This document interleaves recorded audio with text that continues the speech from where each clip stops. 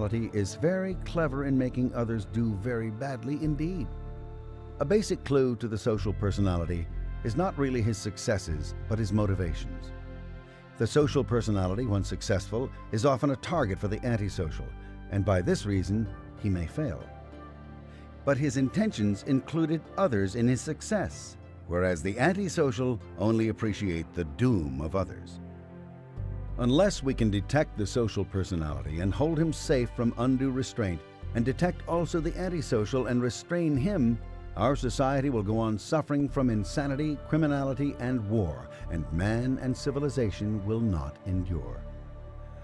Of all our technical skills, such differentiation ranks the highest, since failing, no other skill can continue, as the base on which it operates, civilization, will not be here to continue it.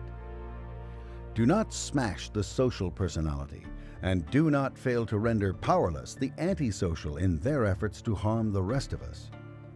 Just because a man rises above his fellows or takes an important post does not make him an antisocial personality. Just because a man can control or dominate others does not make him an antisocial personality. It is his motives in doing so and the consequences of his acts which distinguish the antisocial from the social. Unless we realize and apply the true characteristics of the two types of personality, we will continue to live in a quandary of who our enemies are, and in doing so, victimize our friends. All men have committed acts of violence or omission for which they could be censured. In all mankind, there is not one single perfect human being. But there are those who try to do right and those who specialize in wrong. And upon these facts and characteristics, you can know them.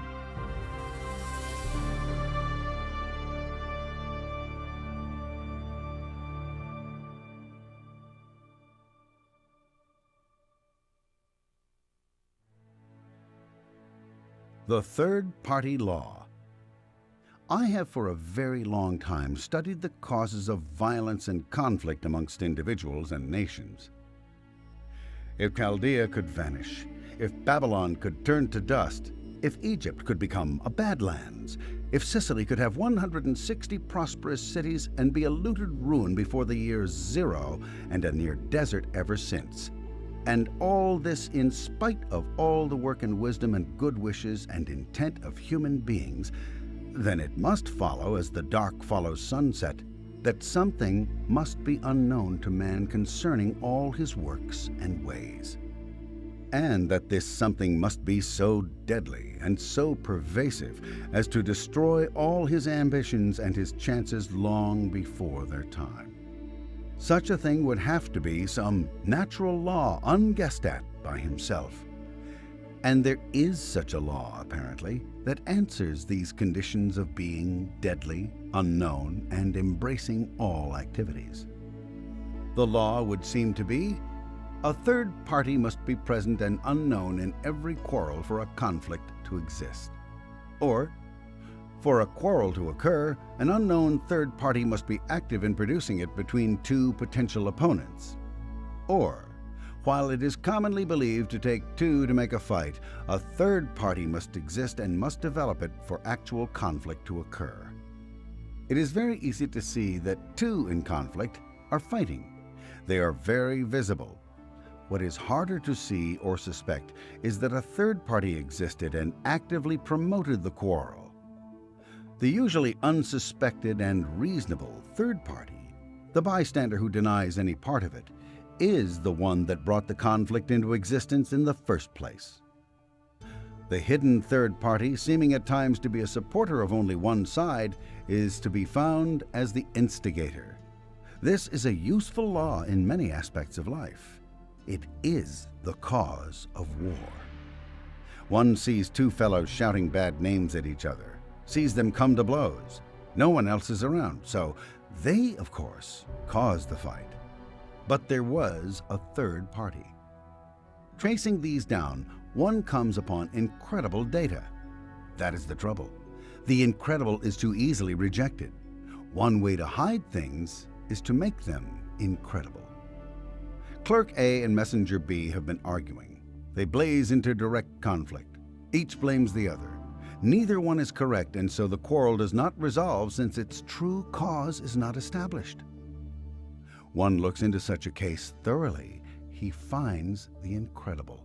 The wife of Clerk A has been sleeping with Messenger B and complaining alike to both about the other. Farmer J and Rancher K have been tearing each other to pieces for years in continual conflict. There are obvious logical reasons for the fight, yet it continues and does not resolve. A close search finds banker L, who, due to their losses in the fighting, is able to loan each side money, keeping the quarrel going, and who will get their lands completely if both lose. It goes larger. The revolutionary forces and the Russian government were in conflict in 1917. The reasons are so many, the attention easily sticks on them.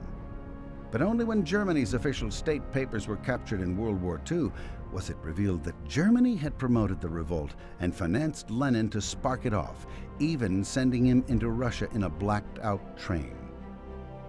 One looks over personal quarrels, group conflicts, national battles, and one finds, if he searches, the third party, unsuspected by both combatants, or if suspected at all, brushed off as fantastic.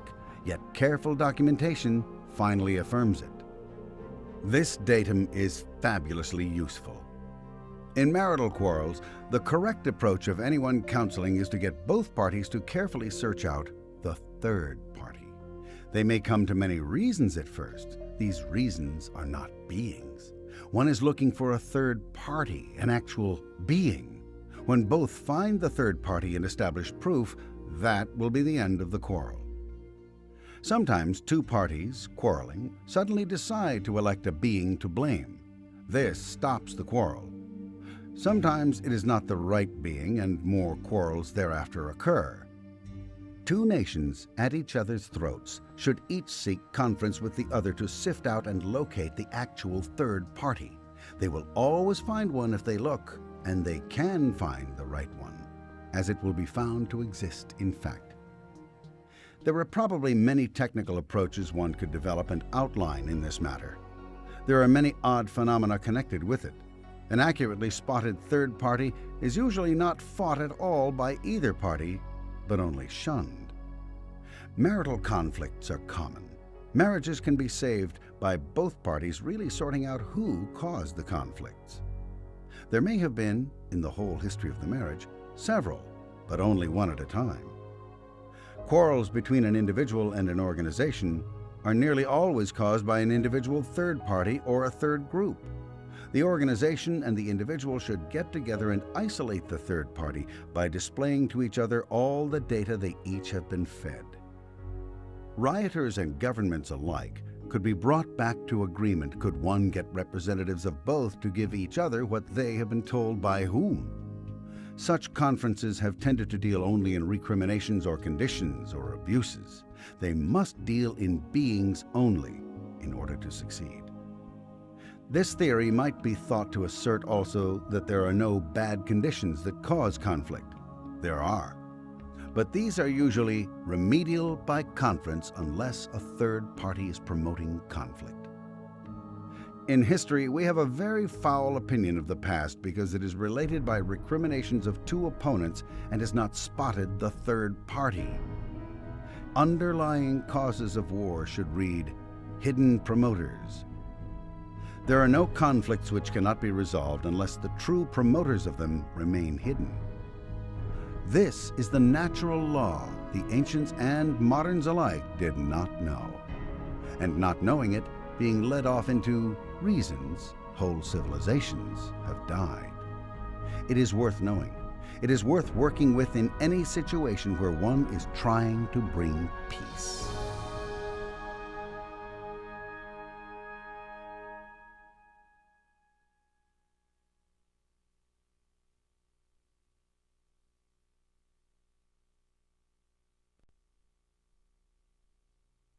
On honesty and ethics. Honest people have rights too. After you have achieved a high level of ability, you will be the first to insist upon your rights to live with honest people. When you know the technology of the mind, you know that it is a mistake to use individual rights and freedom as arguments to protect those who would only destroy. Individual rights were not originated to protect criminals, but to bring freedom to honest men. Into this area of protection, then, dived those who needed freedom and individual liberty to cover their own questionable activities. Freedom is for honest people. No man who is not himself honest can be free. He is his own trap. When his own deeds cannot be disclosed, then he is a prisoner. He must withhold himself from his fellows and is a slave to his own conscience. Freedom must be deserved before any freedom is possible. To protect dishonest people is to condemn them to their own hells. By making individual rights a synonym for protect the criminal, one helps bring about a slave state for all. For where individual liberty is abused, an impatience with it arises which at length sweeps us all away. The targets of all disciplinary laws are the few who err. Such laws, unfortunately, also injure and restrict those who do not err. If all were honest, there would be no disciplinary threats. There is only one way out for a dishonest person, facing up to his own responsibilities in the society and putting himself back into communication with his fellow man, his family, the world at large. By seeking to invoke his individual rights to protect himself from an examination of his deeds, he reduces just that much the future of individual liberty, for he himself is not free. Yet he infects others who are honest by using their right to freedom to protect himself. Uneasy lies the head that wears a guilty conscience, and it will lie no more easily by seeking to protect misdeeds by pleas of, freedom means that you must never look at me. The right of a person to survive is directly related to his honesty. Freedom for man does not mean freedom to injure man. Freedom of speech does not mean freedom to harm by lies. Man cannot be free while there are those amongst him who are slaves to their own terrors. The mission of a techno-space society is to subordinate the individual and control him by economic and political duress.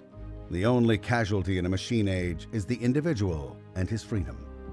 To preserve that freedom, one must not permit men to hide their evil intentions under the protection of that freedom.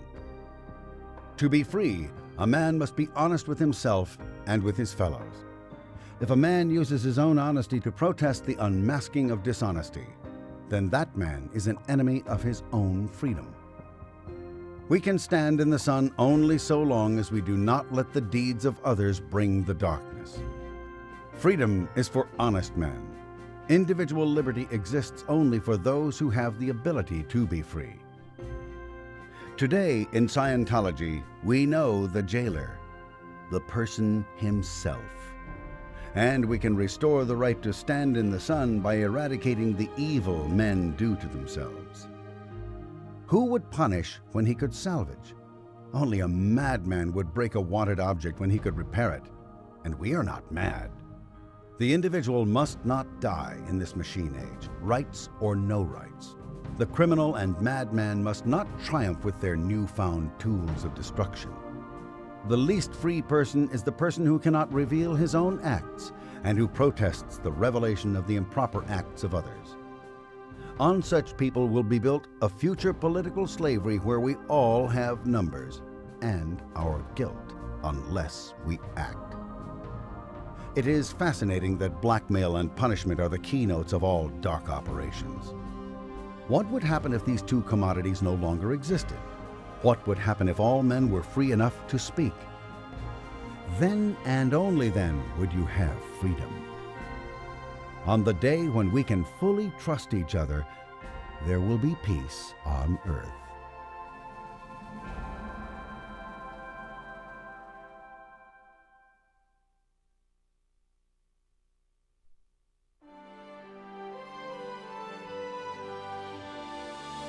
Ethics, justice, and the dynamics. Every being has an infinite ability to survive. How well he accomplishes this is dependent on how well he uses ethics on his dynamics. See the 8 dynamics in this book. Ethics technology exists for the individual. It exists to give the individual a way to increase his survival and thus free himself from the dwindling spiral of the current culture. Ethics. The whole subject of ethics is one which, with the society in its current state, has become almost lost. Ethics actually consists of rationality toward the highest level of survival for the individual, the future race, the group, mankind, and the other dynamics taken up collectively. Ethics are reason. Man's greatest weapon is his reason. The highest ethic level would be long-term survival concepts with minimal destruction along all of the dynamics. An optimum solution to any problem would be that solution which brought the greatest benefits to the greatest number of dynamics. The poorest solution would be that solution which brought the greatest harm to the most number of dynamics. Activities which brought minimal survival to a lesser number of dynamics and damaged the survival of a greater number of dynamics could not be considered rational activities. One of the reasons that this society is dying and so forth is that it's gone too far out ethics. Reasonable conduct and optimum solutions have ceased to be used to such an extent that the society is on the way out. By out ethics, we mean an action or situation in which an individual is involved, or something the individual does, which is contrary to the ideals, best interests, and survival of his dynamics. For a man to develop a weapon capable of destroying all life on this planet, as has been done with atomic weapons and certain drugs designed by the military, and place it in the hands of the criminally insane politicians is obviously not a survival act. For the government to actively invite and create inflation to a point where a depression is a real threat to the individuals of this society is a non-survival action, to say the least. This gets so batty that in one of the South Pacific societies, infanticide became a ruling passion. There was a limited supply of food, and they wanted to keep down the birth rate. They began using abortion, and if this didn't work, they killed the children. Their second dynamic folded up. That society has almost disappeared. These are acts calculated to be destructive and harmful to the survival of the people of the society. Ethics are the actions an individual takes on himself in order to accomplish optimum survival for himself and others on all dynamics. Ethical actions are survival actions. Without a use of ethics, we will not survive. We know that the dynamic principle of existence is survive. At first glance, that may seem too basic. It may seem too simple. When one thinks of survival, one is apt to make the error of thinking in terms of barest necessity. That is not survival. Survival is a graduated scale with infinity or immortality at the top and death and pain at the bottom. Good and evil, right and wrong. Years ago, I discovered and proved that man is basically good. This means that the basic personality and the basic intentions of the individual toward himself and others are good. When a person finds himself committing too many harmful acts against the dynamics, he becomes his own executioner. This gives us the proof that man is basically good. When he finds himself committing too many evils, then, causatively, unconsciously, or unwittingly, man puts ethics in on himself by destroying himself, and he does himself in without assistance from anybody else. This is why the criminal leaves clues on the scene, why people develop strange incapacitating illnesses, and why they cause themselves accidents and even decide to have an accident. When they violate their own ethics, they begin to decay. They do this all on their own, without anybody else doing anything. The criminal who leaves clues behind is doing so in hopes that someone will come along to stop him from continuing to harm others. He is basically good and does not want to harm others. And in the absence of an ability to stop himself outright, he attempts to put ethics in on himself by getting thrown in prison where he will no longer be able to commit crimes. Similarly, the person who incapacitates himself with illness or gets himself in an accident is putting ethics in on himself by lessening his ability to harm and maybe even by totally removing himself from the environment that he has been harming. When he has evil intentions, when he is being intentionally evil, he still has an urge to also stop himself. He seeks to suppress them, and when he cannot do so directly, he does so indirectly. Evil, illness, and decay often go hand in hand. Man is basically good. He is basically well-intentioned. He does not want to harm himself or others.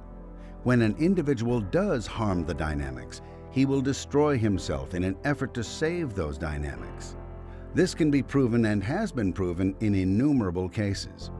It is this fact which evidences that man is basically good. On this basis, we have the concepts of right and wrong. When we speak of ethics, we are talking about right and wrong conduct. We are talking about good and evil. Good can be considered to be any constructive survival action. It happens that no construction can take place without some small destruction, just as the tenement must be torn down to make room for the new apartment building. To be good, something must contribute to the individual, to his family, his children, his group, mankind, or life. To be good, a thing must contain construction which outweighs the destruction it contains. A new cure which saves 100 lives and kills one is an acceptable cure. Good is survival. Good is being more right than one is wrong. Good is being more successful than one is unsuccessful along constructive lines. Things are good which complement the survival of the individual, his family, children, group, mankind, life, and mest. Acts are good which are more beneficial than destructive along these dynamics. Evil is the opposite of good, and is anything which is destructive more than it is constructive along any of the various dynamics. A thing which does more destruction than construction is evil from the viewpoint of the individual, the future race, group, species, life, or mest that it destroys. When an act is more destructive than constructive, it is evil. It is out ethics. When an act assists succumbing more than it assists survival, it is an evil act in the proportion that it destroys. Good, bluntly, is survival. Ethical conduct is survival. Evil conduct is non-survival. Construction is good when it promotes survival. Construction is evil when it inhibits survival. Destruction is good when it enhances survival. An act or conclusion is as right as it promotes the survival of the individual, future race, group, mankind, or life making the conclusion. To be entirely right would be to survive to infinity. An act or conclusion is wrong to the degree that it is non-survival to the individual, future race, group, species, or life responsible for doing the act or making the conclusion. The most wrong a person can be on the first dynamic is dead. The individual or group which is, on the average, more right than wrong, since these terms are not absolutes by far, should survive. An individual who, on the average, is more wrong than right will succumb. While there could be no absolute right or absolute wrong, a right action would depend upon its assisting the survival of the dynamics immediately concerned. A wrong action would impede the survival of the dynamics concerned. Let us look at how these concepts of right and wrong fit into our current society. This is a dying society. Ethics have gone so far out and are so little understood that this culture is headed for succumb at a dangerous rate. A person is not going to come alive. This society is not going to survive unless ethics technology is gotten hold of and applied. When we look at inflation, the oil crisis, corruption of government, war, crime, insanity, drugs, sexual promiscuity, etc., we are looking at a culture on the way out. This is a direct result of individuals failing to apply ethics to their dynamics. It actually starts with individual ethics. Dishonest conduct is non-survival. Anything is unreasonable or evil which brings about the destruction of individuals, groups, or inhibits the future of the race. The keeping of one's word, when it has been sacredly pledged, is an act of survival, since one is then trusted, but only so long as he keeps his word. To the weak, to the cowardly, to the reprehensibly irrational, dishonesty and underhanded dealings, the harming of others, and the blighting of their hopes seem to be the only way of conducting life. Unethical conduct is actually the conduct of destruction and fear. Lies are told because one is afraid of the consequences should one tell the truth. Destructive acts are usually done out of fear. Thus, the liar is inevitably a coward, and the coward inevitably a liar. The sexually promiscuous woman, the man who breaks faith with his friend, the covetous pervert are all dealing in such non-survival terms that degradation and unhappiness are part and parcel of their existence. It probably seems quite normal and perfectly all right to some to live in a highly degraded society full of criminals, drugs, war, and insanity, where we are in constant threat of the total annihilation of life on this planet. Well, let me say that this is not normal, and it is not necessary. It is possible for individuals to lead happy, productive lives without having to worry about whether or not they're going to be robbed if they walk outside their door, or whether Russia is going to declare war on the United States. It is a matter of ethics. It is simply a matter of individuals applying ethics to their lives and having their dynamics in communication and surviving. Morals. Now, we have ethics as survival, but what of such things as morals, ideals, love? Don't these things go above mere survival? No, they do not. Romantic novels and television teach us that the hero always wins and that good always triumphs. But it appears that the hero doesn't always win and that good does not always triumph. On a shorter view, we can see villainy triumphing all about us. The truth of the matter is that the villainy is sooner or later going to lose. One cannot go through life victimizing one's fellow beings and wind up anything but trapped. The victim himself. However, one doesn't observe this in the common course of life. One sees the villains succeeding everywhere, evidently amassing money, cutting their brother's throat, receiving the fruits of the courts, and coming to rule over men. Without looking at the final consequence of this, which is there just as certainly as the sun rises and sets, one begins to believe that evil triumphs, whereas one has been taught that only good triumphs. This can cause the person himself to have a failure and can actually cause his downfall. As for ideals, as for honesty, as for one's love of one's fellow man, one cannot find good survival for one or for many where these things are absent. The criminal does not survive well. The average criminal spends the majority of his adult years caged like some wild beast and guarded from escape by the guns of good marksmen. A man who is known to be honest is awarded survival, good jobs, good friends. And the man who has his ideals, no matter how thoroughly he may be persuaded to desert them, survives well only so long as he is true to those ideals. Have you ever seen a doctor who, for the sake of personal gain, begins to secretly attend criminals or peddle dope? That doctor does not survive long after his ideals are laid aside. Ideals, morals, ethics all fall within this understanding of survival. One survives so long as he is true to himself, his family, his friends, the laws of the universe. When he fails in any respect, his survival is cut down. In the modern dictionary, we find that ethics are defined as morals and morals are defined as ethics. These two words are not interchangeable. Morals should be defined as a code of good conduct laid down out of the experience of the race to serve as a uniform yardstick for the conduct of individuals and groups. Morals are actually laws. The origin of a moral code comes about when it is discovered through actual experience that some act is more non-survival than pro-survival.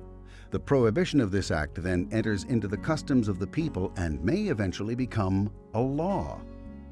In the absence of extended reasoning powers, moral codes, so long as they provide better survival for their group, are a vital and necessary part of any culture. Morals, however, become burdensome and protested against when they become outmoded. And although a revolt against morals may have as its stated target the fact that the code no longer is as applicable as it once was, revolts against moral codes generally occur because individuals of the group or the group itself has gone out ethics to a point where it wishes to practice license against these moral codes, not because the codes themselves are unreasonable.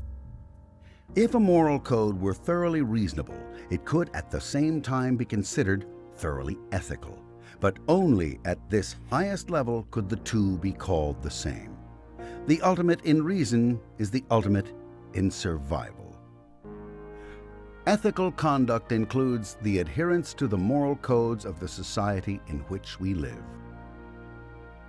Justice.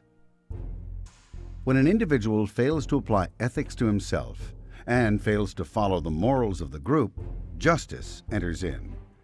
It is not realized generally that the criminal is not only antisocial but is also anti-self. A person who is out ethics, who has his dynamics out of communication, is a potential or active criminal in that crimes against the pro-survival actions of others are continually perpetrated. Crime might be defined as the reduction of the survival level along any one of the 8 dynamics. Justice is used when the individual's own out ethics and destructive behavior begin to impinge too heavily on others. In a society run by criminals and controlled by incompetent police, the citizens reactively identify any justice action or symbol with oppression. But we have a society full of people who do not apply ethics to themselves, and in the absence of true ethics, one cannot live with others and life becomes miserable. Therefore, we have justice, which was developed to protect the innocent and decent. When an individual fails to apply ethics to himself and follow the moral codes, the society takes justice action against him. Justice, although it unfortunately cannot be trusted in the hands of man, has as its basic intention and purpose the survival and welfare of those it serves. Justice, however, would not be needed when you have individuals who are sufficiently sane and in ethics that they do not attempt to blunt others' survival. Justice would be used until a person's own ethics render him fit company for his fellows. Ethics, justice, and your survival. In the past, the subject of ethics has not really been mentioned very much. Justice was, however. Justice systems have long been used as a substitute for ethics systems. But when you try to substitute ethics for justice, you get into trouble. Man has not had an actual workable way of applying ethics to himself. The subjects of ethics and justice have been terribly aberrated. We now have the technology of ethics and justice straightened out. This is the only road out on the subject that man has. People have been trying to put ethics in on themselves for eons without knowing how. Ethics evolved with the individual's attempts at continued survival. When a person does something which is out ethics, harms his and others' survival, he tries to right this wrong. Usually he just winds up caving himself in. Caved in means mental and/or physical collapse to the extent that the individual cannot function causatively. They cave themselves in because in an effort to restrain themselves and stop themselves from committing more harmful acts, they start withdrawing and withholding themselves from the area they have harmed. A person who does this becomes less and less able to influence his dynamics and thus becomes a victim of them.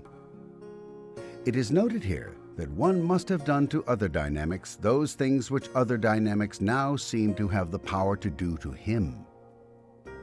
Therefore, he is in a position to be injured and he loses control. He can become, in fact, a zero of influence and a vacuum for trouble. This comes about because the person does not have the basic technology of ethics. It has never been explained to him. No one ever told him how he could get out of the hole he's gotten himself into. This technology has remained utterly unknown. So he has gone down the chute. Ethics is one of the primary tools a person uses to dig himself out with. Whether he knows how to or not, every person will try to dig himself out. It doesn't matter who he is or what he's done, he's going to be trying to put ethics in on himself one way or the other. Even with Hitler and Napoleon, there were attempts at self-restraint. It's interesting in looking at the lives of these people how thoroughly they worked at self-destruction. The self-destruction is their attempt at applying ethics to themselves. They worked at this self-destruction on several dynamics. They can't put ethics in on themselves. They can't restrain themselves from doing these harmful acts, so they punish themselves. They realize they are criminals and cave themselves in. All beings are basically good and are attempting to survive as best they can. They are attempting to put ethics in on their dynamics. Ethics and justice were developed and exist to aid an individual in his urge towards survival. They exist to keep the dynamics in communication. The technology of ethics is the actual technology of survival. An individual's dynamics will be in communication to the degree that he is applying ethics to his life. If one knows and applies ethics technology to his life, he can keep the dynamics in communication and continuously increase his survival. That is why ethics exists, so that we can survive like we want to survive, by having our dynamics in communication. Ethics are not to be confused with justice. Justice is used only after a failure of the individual to use ethics on himself. With personal ethics in across the dynamics, justice disappears as a primary concern. That's where you get a world without crime. A man who steals from his employer has his third dynamic out of communication with his first dynamic. He is headed for a prison sentence or unemployment at best, which is not what one would call optimum survival on the first and second dynamic, not to mention the rest of them. He probably believes he is enhancing his survival by stealing, yet if he knew the technology of ethics, he would realize he is harming himself as well as others and will only end up further down the chute. The man who lies, the woman who cheats on her husband, the teenager who takes drugs, the politician who is involved in dishonest dealings, all are cutting their own throats. They are harming their own survival by having their dynamics out of communication and not applying ethics to their lives. It may come as a surprise to you, but a clean heart and clean hands are the only way to achieve happiness and survival. The criminal will never make it unless he reforms. The liar will never be happy or satisfied with himself until he begins dealing in truth. The optimum solution to any problem presented by life would be that which leads to increased survival on the majority of the dynamics. Thus, we see that a knowledge of ethics is necessary to survival. The knowledge and application of ethics is the way out of the trap of degradation and pain. We can, each and every one of us, achieve happiness and optimum survival for ourselves and others by using ethics technology.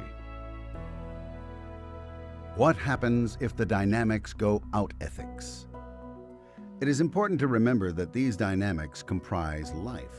They do not operate singly without interaction with the other dynamics. Life is a group effort. None survive alone. If one dynamic goes out ethics, it goes out of communication with, to a greater or lesser degree, the other dynamics. In order to remain in communication, the dynamics must remain in ethics. Let us take the example of a woman who is totally withdrawn from the third dynamic. She won't have anything to do with any groups or the people of her town. She has no friends. She stays locked in her house all day thinking, with some misguided idea of independence or individuality, that she is surviving better on her first dynamic. Actually, she is quite unhappy and lonely and lives in fear of other human beings. To ease her misery and boredom, she begins to take sedatives and tranquilizers, which she becomes addicted to, and then starts drinking alcohol as well. She is busy solving her dilemma with further destructive actions. You can see how she has driven her first, second, and third dynamics out of communication. She is actively destroying her survival on her dynamics. These actions are out ethics in the extreme, and it would not be surprising if she eventually killed herself with the deadly combination of sedatives and alcohol. Or let us take the man who is committing destructive acts on the job. These acts need not be large. They can be as simple as showing up late for work, not doing as professional a job on each product as he is capable of, damaging equipment, or hiding things from his employer. He does not have to be overtly engaged in the total destruction of the company to know that he is committing harmful acts. Now, this man finds himself sliding more and more out ethics as time goes along. He feels he must hide more and more, and he does not know how to stop this downward spiral. Very likely it never even occurred to him that he could stop it. He is lacking the technology of ethics. He probably doesn't realize that his actions are driving his dynamics out of communication. This may affect his other dynamics in various ways. He will probably be a bit miserable, and since he is basically good, he will feel guilt. He goes home at night, and his wife says cheerily, "How was your day?" And he cringes a little and feels worse. He starts drinking to numb the misery. He is out of communication with his family. He is out of communication on his job. His performance at work worsens. He begins to neglect himself and his belongings. He no longer gets joy out of life. His happy and satisfying life slips away from him. Because he does not know and apply ethics technology to his life and his dynamics, the situation goes quite out of his control. He has unwittingly become the effect of his own out ethics. Unless he gets his life straightened out by using ethics, he will undoubtedly die a miserable man. Now I ask you, what kind of life is that? Unfortunately, it is all too common in our current times. A person cannot go out ethics on a dynamic without it having disastrous consequences on his other dynamics. It is really quite tragic, the tragedy being compounded by the fact that it is so unnecessary. If man only knew the simple technology of ethics, he could achieve for himself the self-respect, personal satisfaction, and success that he only believes himself capable of dreaming of, not attaining. Man is seeking survival. Survival is measured in pleasure. That means to most men, happiness, self-respect, the personal satisfaction of a job well done, and success. A man may have money, he may have a lot of personal belongings, etc., but he will not be happy unless he actually has his ethics in and knows he came by these things honestly. These rich political and financial criminals are not happy. They may be envied by the common man for their wealth, but they are very unhappy people who more often than not come to grief eventually through drug or alcohol addiction, suicide, or some other means of self-destruction. Let us look at the all too common current occurrence of out ethics on the second dynamic. This is generally thought to be perfectly acceptable behavior. It is easy to see how second dynamic out ethics affects the other dynamics. Let us say we have a young woman who is somewhat happily married and decides to have an affair with her boss, who happens to be a good friend of her husband. This is quite obviously out ethics, as well as against the law, although an amazing number of people would find this sort of behavior acceptable or mildly objectionable at most. This is quite a destructive act, however. She will suffer from guilt. She will feel deceitful and unhappy because she knows she has committed a bad act against her husband. Her relationship with him will certainly suffer, and since her boss is experiencing much the same thing in his home, she and her boss will begin to feel bad towards each other as they begin to target each other for their misfortune. Their dynamics end up quite messed up and out of communication. She will feel unhappy on her first dynamic as she has abandoned her own moral code. Her second dynamic will be out of communication, and she may even begin to find fault with and dislike her husband. The situation at work is strained as she is now out of communication with her boss and her fellow workers. Her boss has ruined his relationship and friendship with her husband. She is so embroiled in these three dynamics that they go totally out of communication with her fourth, fifth, and sixth dynamics. This is all the result of ethics going out on a single dynamic. The repercussions spread insidiously to all the dynamics. Our survival is assured only by our knowledge and application of ethics to our dynamics in order to keep them in communication. Through ethics, we can achieve survival and happiness for ourselves and for planet Earth.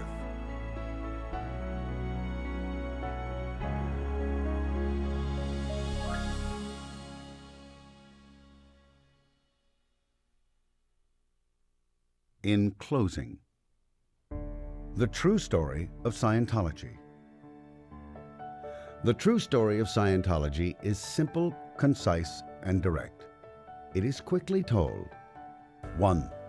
A philosopher developed a philosophy about life and death. 2. People find it interesting.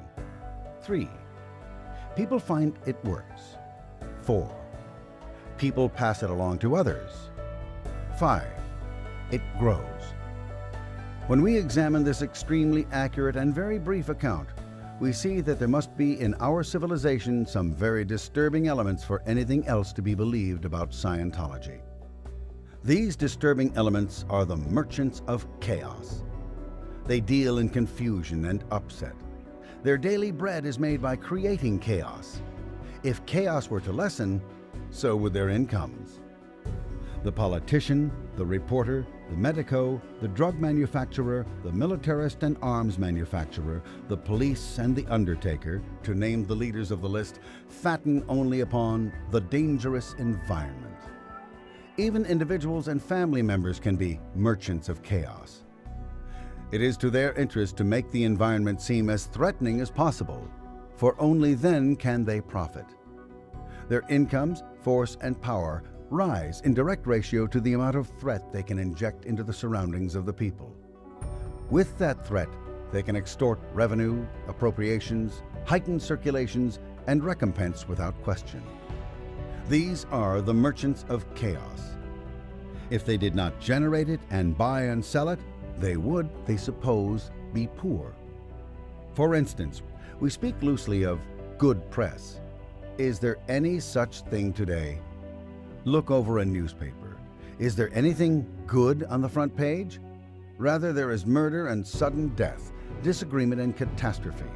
And even that, bad as it is sensationalized to make it seem worse. This is the cold-blooded manufacture of a dangerous environment. People do not need this news, and if they did, they need the facts, not the upset. But if you hit a person hard enough, he can be made to give up money. That's the basic formula of extortion. That's the way papers are sold. The impact makes them stick. A paper has to have chaos and confusion. A news story has to have conflict, they say. So there is no good press. There is only bad press about everything. To yearn for good press is foolhardy in a society where the merchants of chaos reign. Look what has to be done to the true story of Scientology in order to make it a news story by modern press standards. Conflict must be injected where there is none. Therefore, the press has to dream up upset and conflict. Let us take the first line. How does one make conflict out of it? 1. A philosopher develops a philosophy about life and death. The chaos merchant has to inject one of several possible conflicts here. He is not a philosopher, they have to assert. They are never quite bold enough to say it is not a philosophy, but they can and do go on endlessly as their purpose compels them in an effort to invalidate the identity of the person developing it. In actual fact, the developer of the philosophy was very well grounded in academic subjects and the humanities, probably better grounded in formal philosophy alone than teachers of philosophy in universities. The one-man effort is incredible in terms of study and research hours, and is a record never approached in living memory. But this would not be considered newsworthy. To write the simple fact that a philosopher had developed a philosophy is not newspaper-type news, and it would not disturb the environment. Hence the elaborate news fictions about one above. Then take the second part of the true story. People find it interesting. It would be very odd if they didn't, as everyone asks these questions of himself and looks for the answers to his own beingness. And the basic truth of the answers is observable in the conclusions of Scientology. However, to make this news, it has to be made disturbing. People are painted as kidnapped or hypnotized and dragged as unwilling victims up to read the books or listen. The chaos merchant leaves 3 very thoroughly alone. It is dangerous ground for him. People find it works. No hint of workability would ever be attached to Scientology by the press, although there is no doubt in the press mind that it does work. That's why it's dangerous. It calms the environment.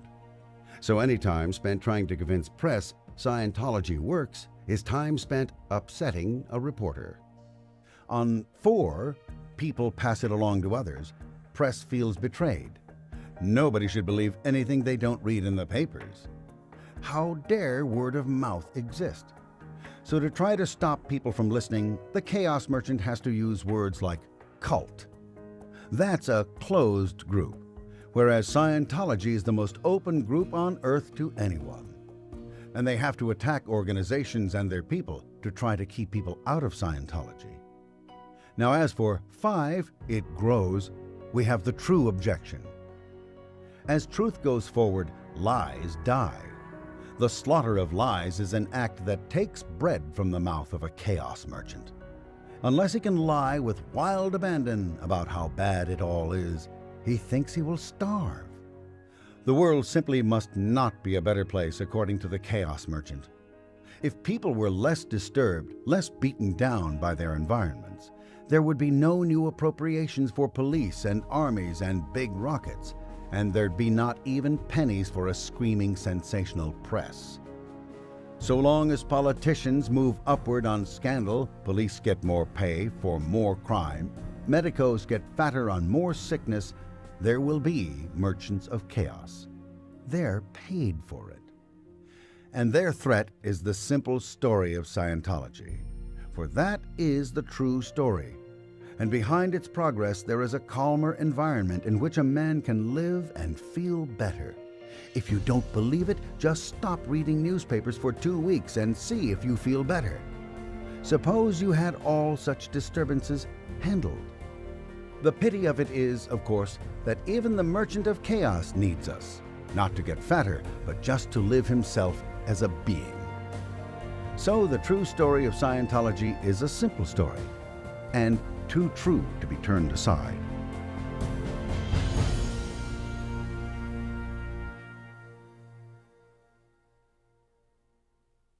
Epilogue.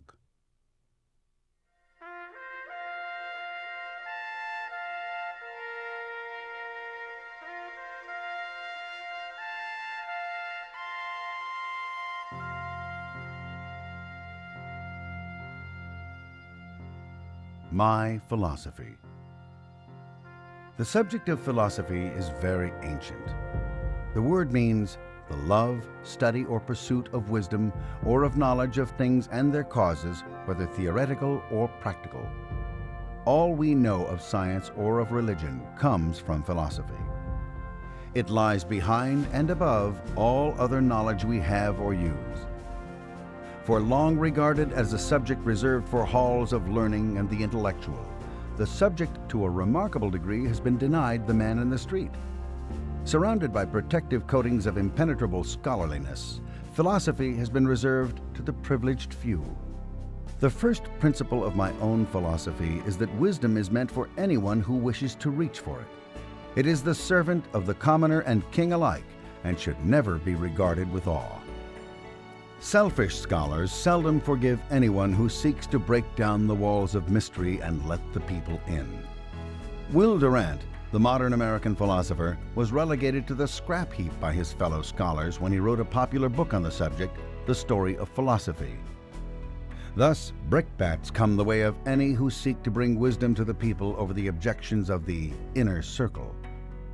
The second principle of my own philosophy is that it must be capable of being applied. Learning locked in mildewed books is of little use to anyone, and therefore of no value unless it can be used. The third principle is that any philosophic knowledge is only valuable if it is true or if it works. These three principles are so strange to the field of philosophy that I have given my philosophy a name: Scientology. This means only knowing how to know. A philosophy can only be a route to knowledge. It cannot be knowledge crammed down one's throat. If one has a route, he can then find what is true for him, and that is Scientology. Know thyself, and the truth shall set you free. Therefore, in Scientology, we are not concerned with individual actions and differences. We are only concerned with how to show man how he can set himself or herself free. This, of course, is not very popular with those who depend upon the slavery of others for their living or power, but it happens to be the only way I have found that really improves an individual's life. Suppression and oppression are the basic causes of depression. If you relieve those, a person can lift his head, become well, become happy with life. And though it may be unpopular with the slave master, it is very popular with the people. Common man likes to be happy and well. He likes to be able to understand things, and he knows his route to freedom lies through knowledge. Therefore, since 1950, I have had mankind knocking on my door. It has not mattered where I have lived or how remote. Since I first published a book on the subject, Dianetics, The Modern Science of Mental Health, published in May 1950, my life has no longer been my own. I like to help others and count it as my greatest pleasure in life to see a person free himself of the shadows which darken his days.